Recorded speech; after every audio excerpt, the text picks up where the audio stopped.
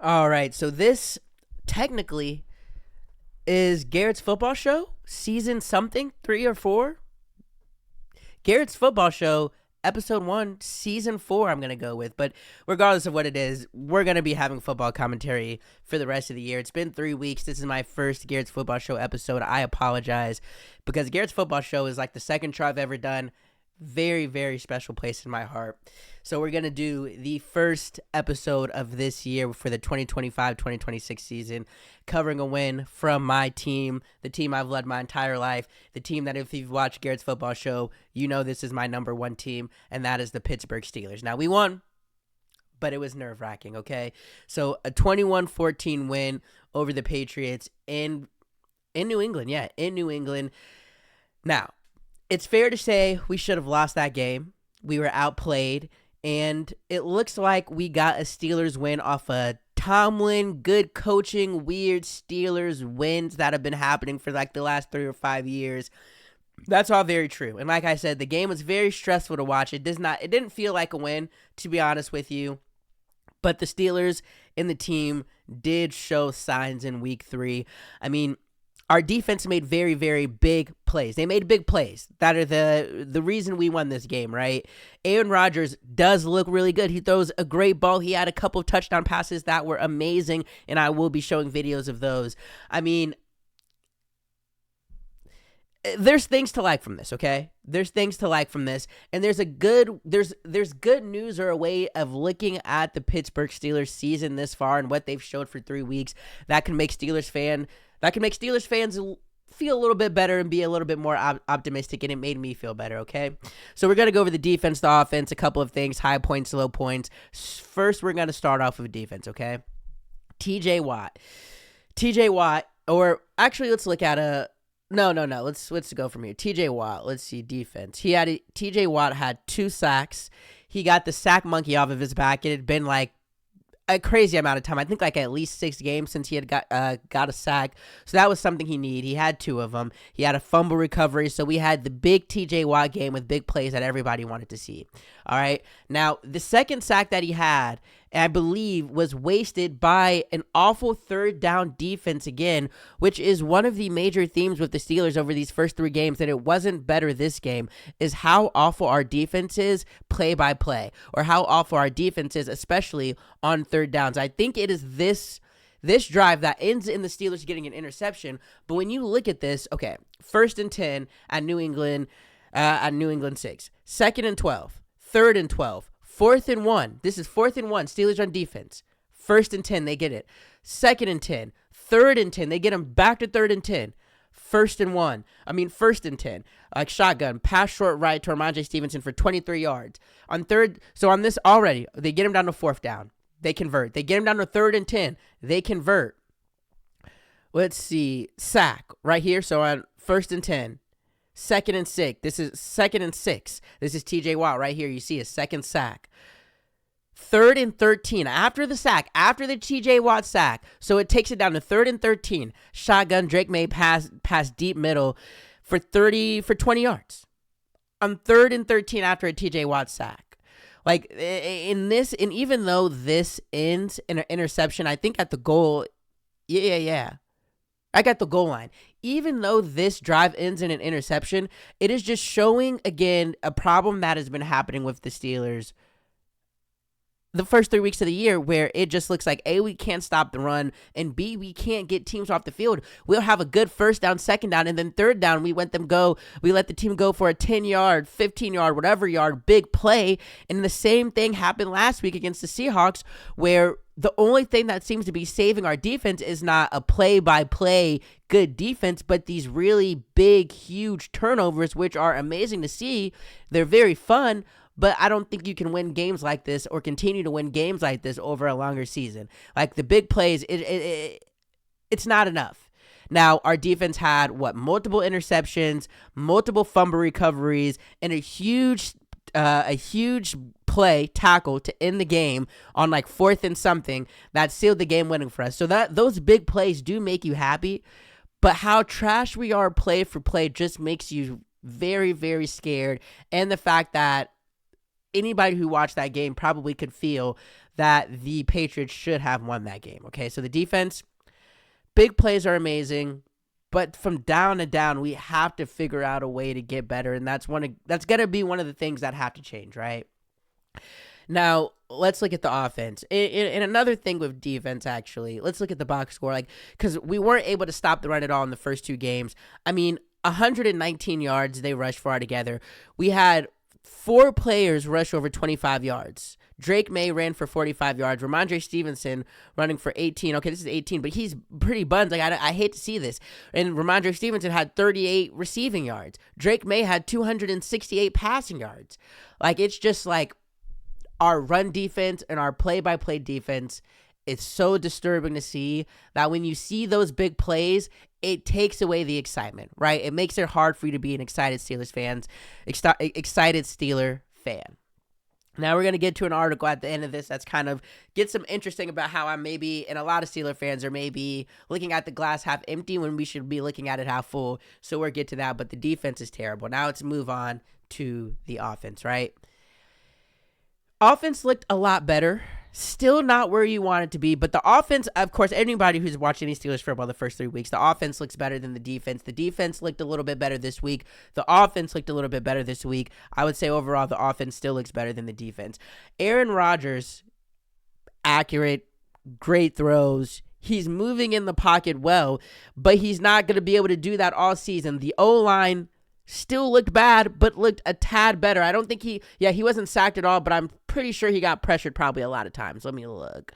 Sacks, there was no sacks, but can we see, if I go over a little bit more, it's going to show me more. Sacks. Can we see, like, QB pressures? And I probably have a tweet somewhere, but it's fine. There were no sacks, but I'm sure there was a lot of QB pressures, and Rodgers was moving around a lot in the pocket. It didn't feel like he had enough time. It looked better, but still not good. But his touchdown passes were amazing. And when you look at the receiving, Calvin Austin 34 yards, Jalen Warren 34 yards, DK Metcalf 32 yards.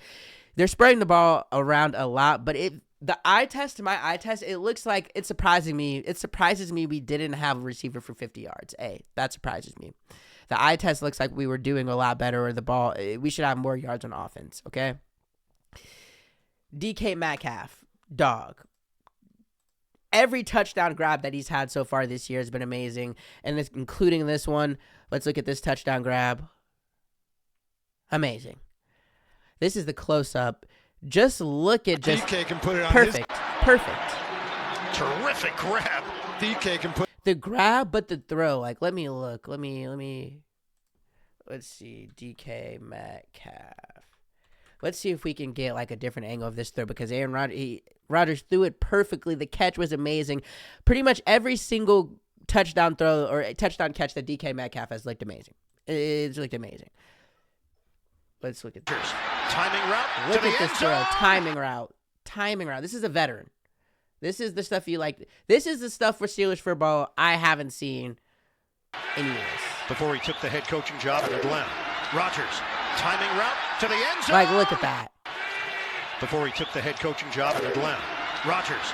Timing route to the end zone.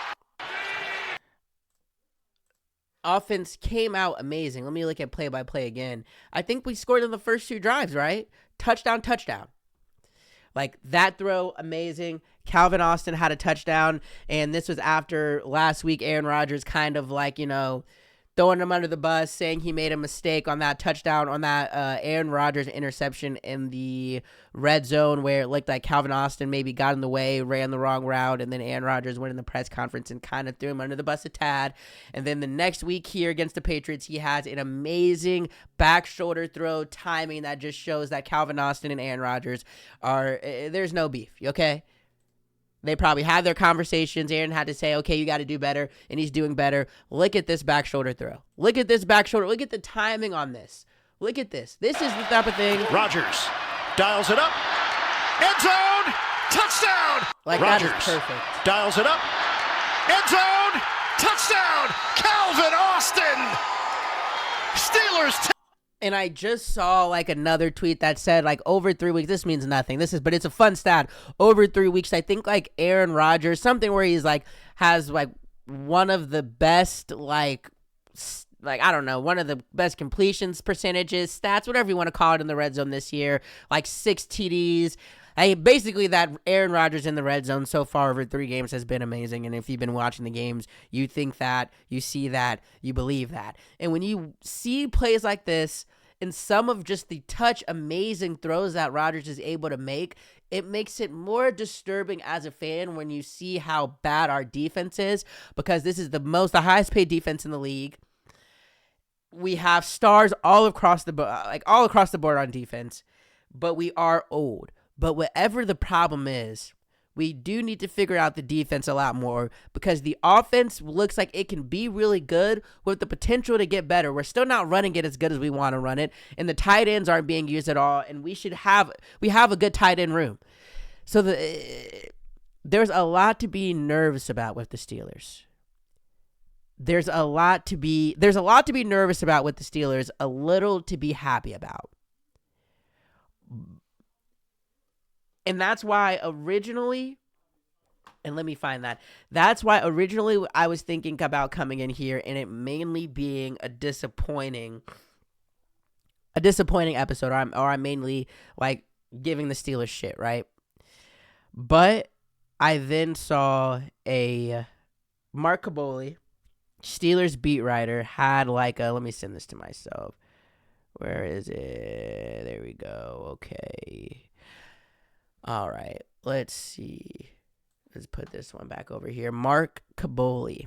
I know I'm probably saying his name wrong, but he wrote an article that kind of covered the Steelers so far, covered this specific game, and pretty much told a lot of Steelers fans to chill out. And he made a good point that I hadn't thought about so far as I was kind of going through what I was thinking about the Steelers season so far. And I kind of want to read a little bit of this to show you what he's saying. I know you guys are like, oh my God, this is a lot of words. This is football. We don't want to see words. Just stay with me because he makes some good points here. Let me see. Okay. Yet it's bitch everywhere. You turn, mostly social media, but that's everywhere. Right? Offense this, running game that, tight ends this and that, offensive line stinks, Arthur Smith is all the things that I've been saying.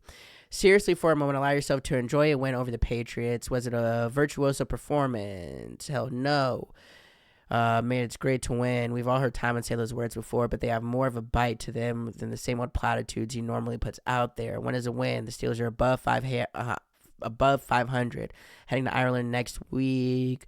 The biggest thing is coming up with the win. It's okay. Okay, this is it. And you know what? It's okay to get better throughout the year.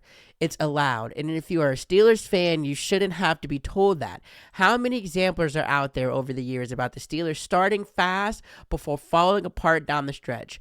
Without even looking last year, they fell apart over the final month of the season. The COVID-19 year, if you don't recall, the Steelers won their first 11 games. I remember that, before losing 5 over their last 6, including an embarrassing shellacking by the Browns in a wild card playoff game.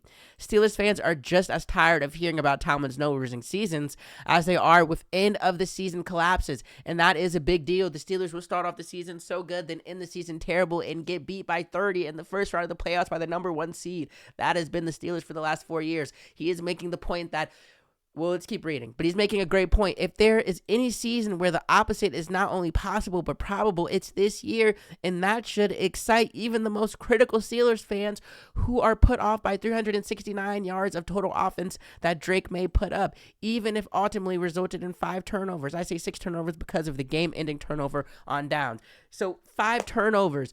But then again, you look at the stats and you watch the game, it doesn't feel like 5 turnovers. Drake May had 369 yards. You could be saying we could lose this game. Caboli is saying, chill out. We have something to look forward to, and that is we could get better over the year as opposed to worse over the year. The offense had its worst performance of the year, but it sure did start nicely with 54 and then 90-yard drive to take a 14-0 lead. This isn't your same old 9-8 Steelers team. It just isn't, and that should thrill you to death and not be overly critical of every single thing they do every single week, which it is hard to do when you're a fan of any team. It's particularly hard to do, I feel like, as if you're a Steelers fan, if you grew up like me as a Steelers fan, you are used to winning. You are used to big games. You are used to amazing players. You're not used to average, right? No Steelers fan, I feel like, is used to average outside of the last 5 years. But Kaboli's point that we look like all we can do is get better instead of get worse is a fact. We're 2-1, and our defense has looked terrible through 2 games, okay through 1. They've looked pretty mid through 3 games, and the Steelers are used to having a great defense and an awful offense. It looks like we have a pretty bad defense and an offense that has a lot of potential. Aaron Rodgers looks way better than than I thought Russell Wilson would look, and I didn't think that. Over the first 3 games, Aaron Rodgers is the Steelers MVP. That is a fact. We look like we have, well, it looks like Aaron Rodgers is able to spread the ball around and find options on offense. Our offense can get better. Our O-line, you only hope, will get better. This is probably the best version of the Steelers that has a chance of getting better as the season goes on. So finding a way to win until they get on the same page, like Super Bowl champion Darius Slay said last week, is critical, and you can't deny that the Steelers found a way to win. And if you know the Steelers, that's what we usually do in these games. That's how Tomlin has been able to not have a losing season for the last 3 or 5 years. It's because we're not beating teams. We're finding weird ways to win. The defense makes a big play at the end. That's Steelers the last 4 or 5 years. The one time we need a good drive, we make the good drive. That's different from this year, where it feels like we have 2 or 3, 4, maybe more good drives a game because of Aaron Rodgers. This point got me excited because you've been disturbed, if you're a Steelers fan, by the defense the last couple of weeks.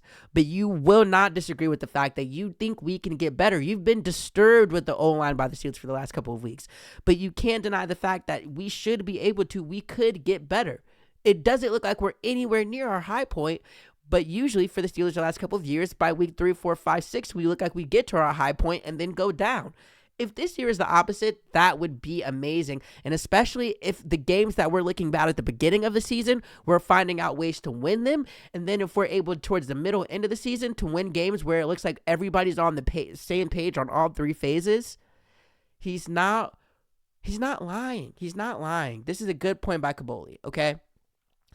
Now, let's look at a couple of things. On offense,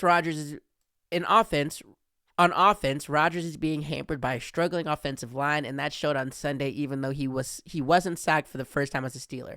So that helps, and I said that he wasn't sacked. I'm not going to predict that the line is going to get better within a week or 2, but their pedigree is high enough to make you feel they have a chance to do a 180 like they did 2 years ago, and to a degree last year as well. Rodgers is still learning his receivers. Arthur Smith still hasn't figured out how to use his tight ends, and Jalen Warren has been RB1 now for 3 games over his career. He's saying this is very early, and the results are coming out with wins. They don't look good, but they're wins, and it's very early. We are not a finished product, Hayward said. We talk about not riding the roller coaster win or loss. This is something that we can continue to keep improving on. I'd rather be 2-1 than 1-2. So relax, enjoy the ride, because this team has a feeling of continuing to get better as the season goes on. There's another step that we can take and a whole other level to be able to take it to, Patrick Queen said. Kaboli's quick hitters, okay. Steelers don't trust their offensive line with the quick throws. Why would they? Ramsey can be can play one high safety, but he's much better suited in this defense than what we saw from him in week 1.